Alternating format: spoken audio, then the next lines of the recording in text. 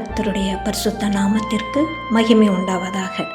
சென்ற வார கேள்விகளை படித்து பதில்களை தெரிந்து கொண்டிருப்பீர்கள்.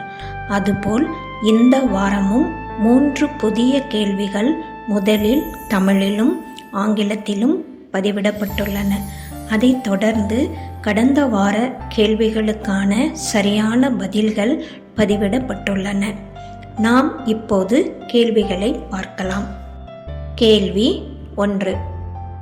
பறவைகள் பலவிதம் என்பது போல திருமணங்களும் பெற்றோர் நிச்சயித்த திருமணம், காதல் திருமணம் மற்றும் 1 அல்லது 2 வருடங்கள் மட்டுமே ஒன்றாக வாழ்வது என்ற ஒப்பந்த திருமணம் என பலவிதமாக நடைபெறுகின்றன. இங்கு ஒருவர் ஒப்பந்த திருமணத்தில் கின்னஸ் சாதனை படைத்துள்ளார். யார் அவர்? அவரின் சாதனை என்ன?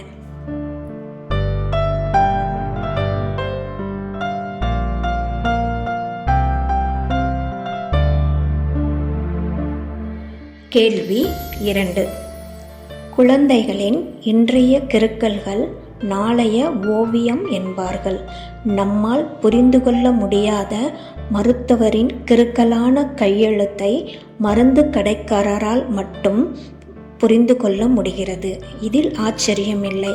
ஆனால் இங்கு ஒருவர் பேசும் மொழியையே தாறுமாறாக கிறுக்கி போட்டார். யார் அவர்? கிறுக்கியது எங்கே?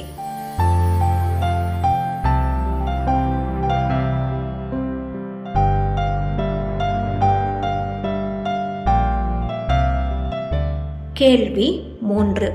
அம்மாவின் அன்பையும் அப்பாவின் அறிவுரையையும் அத்தை மாமாவின் பாசத்தையும் தாத்தா பாட்டியின் புராண கதைகளையும் கேட்டு உணராத இவர்கள் தன் பிள்ளைகளுக்கு இவைகளை சொல்லி சீராட்டி பாராட்டி வளர்த்தார்கள். அவர்கள் யார்?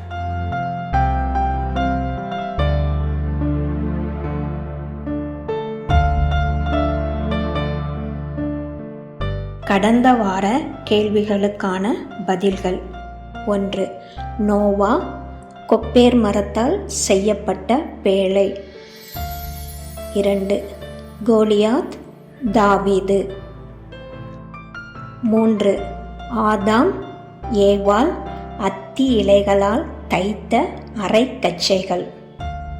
பிரியமான சகோதர சகோதரிகளே, இந்த வார கேள்விகளை படித்திருப்பீர்கள்.